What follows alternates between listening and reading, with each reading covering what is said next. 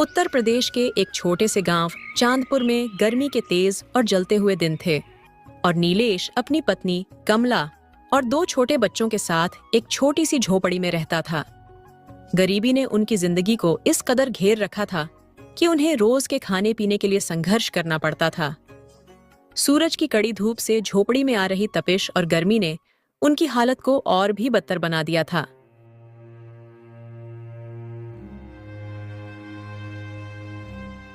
लेकिन नीलेश, क्या तुम्हें नहीं लगता कि इस गर्मी में जब हम इतना कष्ट सहते हैं तो हमें भी कुछ राहत मिलनी चाहिए?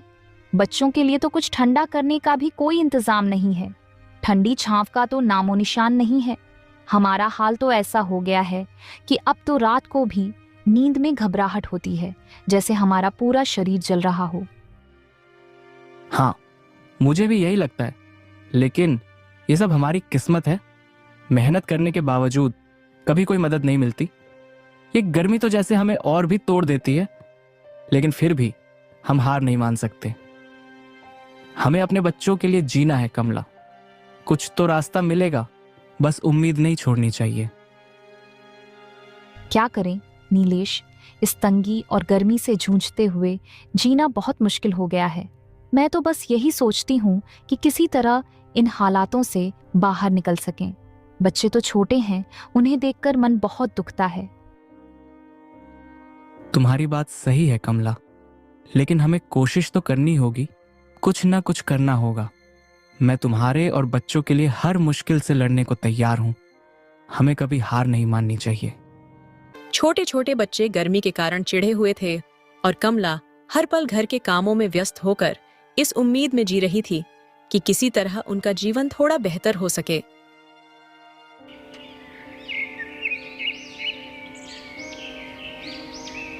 एक दिन कमला रसोई घर में खाना बना रही होती है। तभी उसके दोनों बच्चे उसके पास आकर कहते हैं, माँ, हमें कुछ ठंडी चीज दो ना, बहुत गर्मी हो रही है। पंखा भी नहीं चलता और हवा भी नहीं है। थोड़ा सा पानी या कुछ ठंडा दे दो, हमें बहुत प्यास लग रही है। हाँ माँ, मुझे भी गर्मी बहुत लग रही है। क्या हम लोग भी कभी अच्छे से ठंडी हवा में बैठ सकते हैं? हमें भी तो कभी आराम से सोने दो। इस गर्मी में तो कुछ भी नहीं किया जा सकता। कमला के चेहरे पर चिंता और दुख साफ नजर आता है और उसके आंसू बहने लगते हैं। माँ, तुम्हारे आंसू क्यों बह रहे हैं? क्या हम बहुत बुरा कर रहे हैं जो तुम्हें परेशान कर रहे हैं? हमें तो बस ठंडी हवा चाहिए, बस थोड़ी सी राहत चाहिए।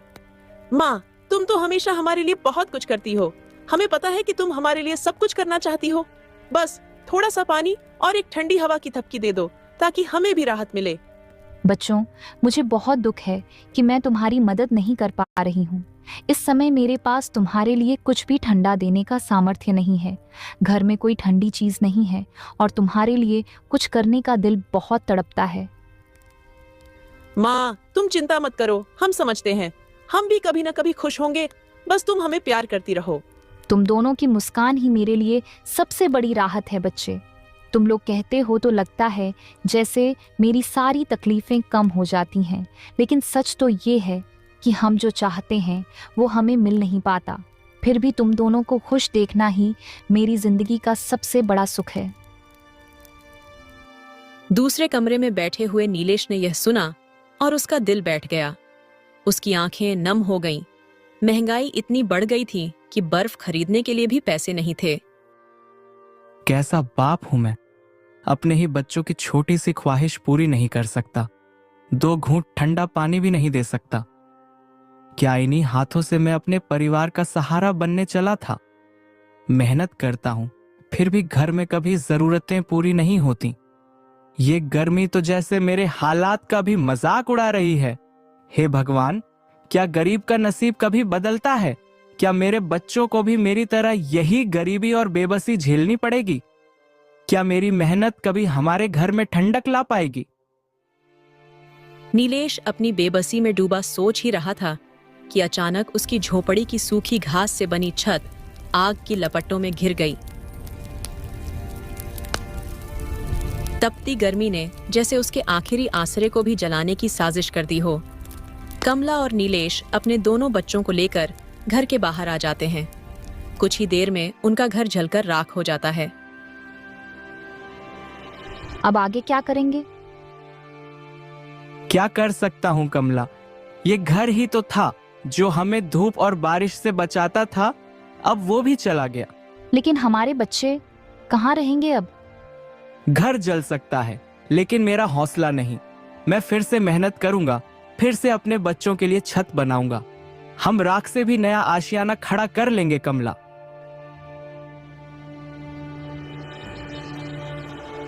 दिन भर नीलेश गांव में इधर उधर भटकता रहा।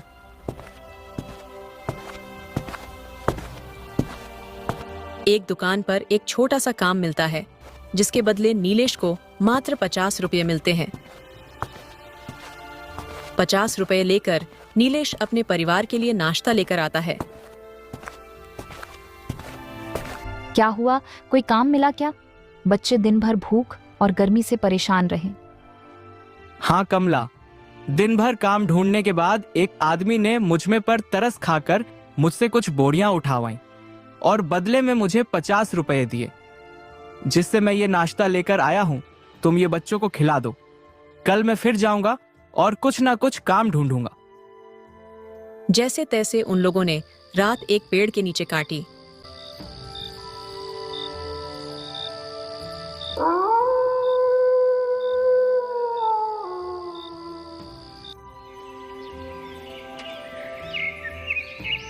सुबह होते ही नीलेश जंगल की तरफ जाता है और बहुत सारे सूखी घास ले आता है और शाम होने तक नीलेश उनके लिए एक छोटा सा घर तैयार कर लेता है।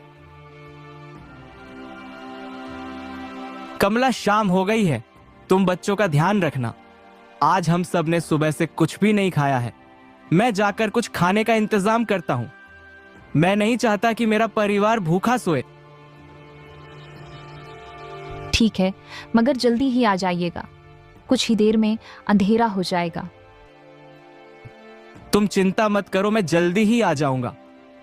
ऐसा कहकर नीलेश घर से काम की तलाश में निकल जाता है। तभी रास्ते में उसका पुराना दोस्त हरीश उसे मिलता है।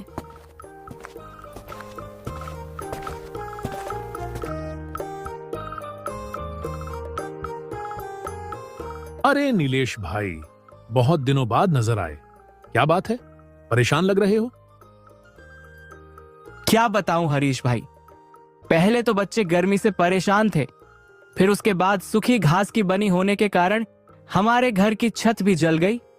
इतनी तपती धूप में अपनी पत्नी और बच्चों को लेकर पूरा एक दिन और पूरी एक रात मैंने एक पेड़ के नीचे काटी है। आज सुबह से ही जंगल से सूखी घास लाकर झोपड़ी बनाने में लगा हुआ था, इसीलिए सुबह से मेरा परिवार भूखा है। अभी मैं काम ढूंढने निकला हूं ताकि अपने परिवार का पेट भर सकूं। अरे भाई, अगर तुम्हारे घर की हालत इतनी खराब है तो मैं तुम्हें एक जगह काम दिला सकता हूं। हाँ हाँ भाई, क्यों नहीं। अपने परिवार के लिए मैं कुछ भी काम करने को तैयार हूं। फिर हरीश नीलेश को एक सेठ के पास लेकर जाता है।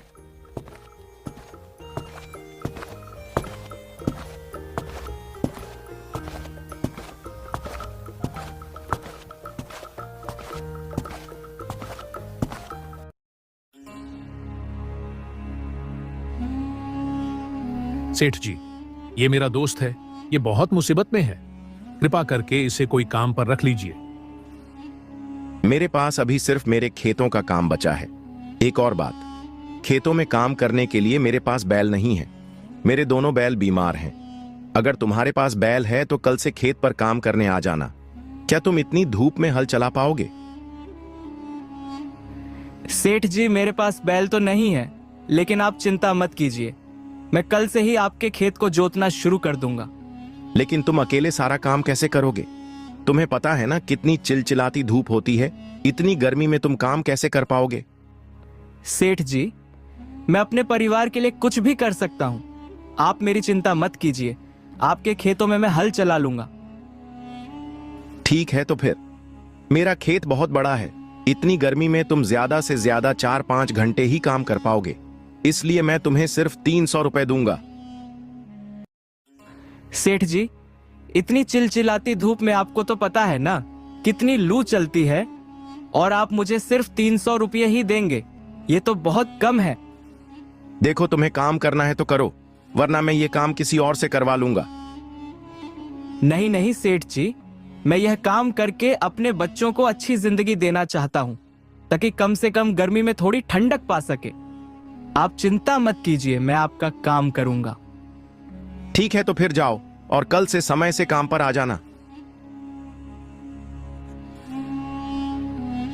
इसके बाद हरीश और नीलेश दोनों सेठ के घर के बाहर आ जाते हैं। दूंगा। तुम्हारा बहुत बहुत धन्यवाद हरीश, जो तुमने मुझे काम दिला दिया। नहीं तो मुझे तो कहीं काम ही नहीं मिल रहा था। क्या तुम मेरी एक मदद और कर दोगे? हाँ हाँ नीलेश, बोलो, तुम्हें और किस बात की परेशानी है? भाई, मेरे परिवार ने आज सुबह से कुछ नहीं खाया। क्या तुम मुझे थोड़े पैसे उधार दे सकते हो? कल सेठ मुझे जैसे ही पैसे दे देंगे, मैं तुम्हें तुम्हारे पैसे लौटा दूंगा। अरे भाई, तो इसमें घबराने वाली क्या बात है? ले लो तुम पैसे। अब मैं घर चलता हूं, शाम भी हो चुकी है। अब तुम भी खाने का सामान लेकर अपने घर चले जाओ। फिर हरीश अपने घर चला जाता है।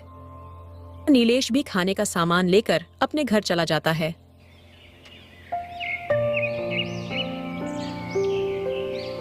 अगले दिन सुबह होते ही नीलेश सेठ के घर की ओर निकल जाता है। खेतों पर पहुंचकर नीलेश अपना काम शुरू कर देता है।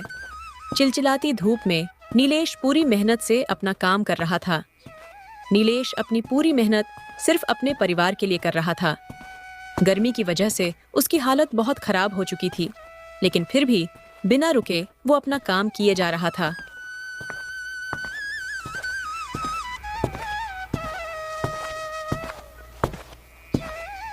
इसी तरह शाम हो जाती है और सेठ वहां आता है।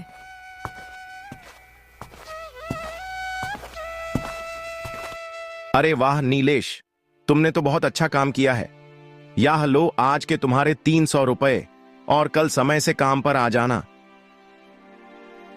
नीलेश खाने का सामान खरीदता है और घर चला जाता है। ये क्या जी, आप तो पूरे पसीने से लथपथ हुए हैं। हाँ कमला, काम ही कुछ ऐसा मिला है। सेठ जी का खेत जोतने का काम मिला है, जिसके बदले में सेठ जी 300 रुपए दे रहे थे। तुम देखना, कुछ दिनों में सब सही हो जाएगा। आप हम लोगों के लिए खुद को इतनी तपती धूप में झोंक रहे हो। आप कैसे झेलेंगे ये सब? तुम मेरी चिंता मत करो कमला, तुम देखना, मैं सब ठीक कर दूंगा और हमारे बच्चों को यूं गर्मी में जलना भी नहीं पड़ेगा। कुछ दिन यूं ही बीत जाते हैं। अब नीलेश के परिवार की स्थिति भी ठीक होने लगी थी। वह रोज तपती धूप में सेठ के खेतों में अपनी पीठ पर हल्का बोझ लिए हुए काम करता था।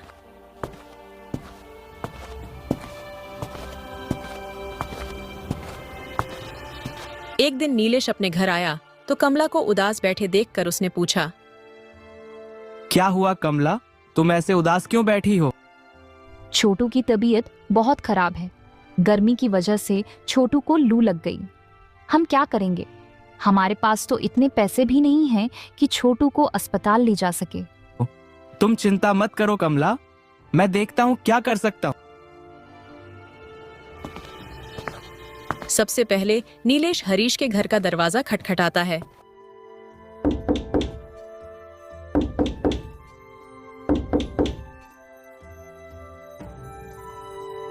क्या हुआ नीलेश, तुम यहाँ कैसे? हरीश भाई, छोटू की हालत बहुत खराब है। गर्मी की वजह से उसे लू लग गई है। भाई, मुझे कुछ पैसों की जरूरत है, कृपया मेरी थोड़ी मदद कर दो।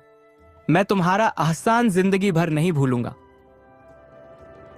नीलेश भाई, जितना हो सकता था मैंने तुम्हारी मदद की, लेकिन मेरा भी खुद का एक परिवार है और उसके भी कुछ खर्चे हैं। मैं भी तो तुम्हारी तरह एक गरीब आदमी हूं। माफ कर दो भाई, मैं तुम्हारी मदद नहीं कर सकता। हरीश भाई, मुझे अब भी पैसों की बहुत जरूरत है। अगर मेरे बेटे को समय पर इलाज न मिला तो उसकी जान को खतरा हो सकता है। भाई, क्या तुम मेरी कोई मदद नहीं कर सकते? नीलेश, मेरी बात समझने की कोशिश करो। मेरे हाथ अभी भी तंग है, मैं तुम्हारी कोई मदद नहीं कर सकता। इतना कहकर हरीश घर के अंदर चला जाता है। तभी हरीश की पत्नी उसे कहती है, क्या हुआ जी? कौन था दरवाजे पर जो इतना जोर जोर से दरवाजा पिट रहा था? अरे वाह, मेरा दोस्त नीलेश था। उसके बेटे को लू लग गई है और वह बहुत बीमार है, इसीलिए मुझसे पैसे मांगने आया था। मैंने उसे साफ मना कर दिया पैसे देने से। लेकिन वो तो आपका बहुत अच्छा दोस्त था, फिर आपने उसकी मदद क्यों नहीं की? अरे मधु, दोस्ती में तभी तक किसी से रखता हूं जब तक मुझे उससे फायदा हो। चलो मान लिया मैंने उसे उधार दे भी दिया, तो वो मेरे पैसे लौट आएगा कैसे? उसका तो खुद का परिवार संभलता नहीं। अभी कुछ दिन पहले ही मुझसे पैसे लिए थे, वह अभी तक नहीं लौट आया मुझे। मैं कोई दानवीर नहीं हूं जो अपने पैसे दान करता चलूं। इधर नीलेश बहुत बेबस और परेशान था। उसने अपने सभी रिश्तेदारों और जानने वालों से पैसे मांगे, लेकिन सभी ने कुछ न कुछ बहाना बना दिया। छोटू की तबीयत भी और खराब होती जा रही थी। हार मानकर नीलेश गांव के मुखिया के घर मदद मांगने जाता है।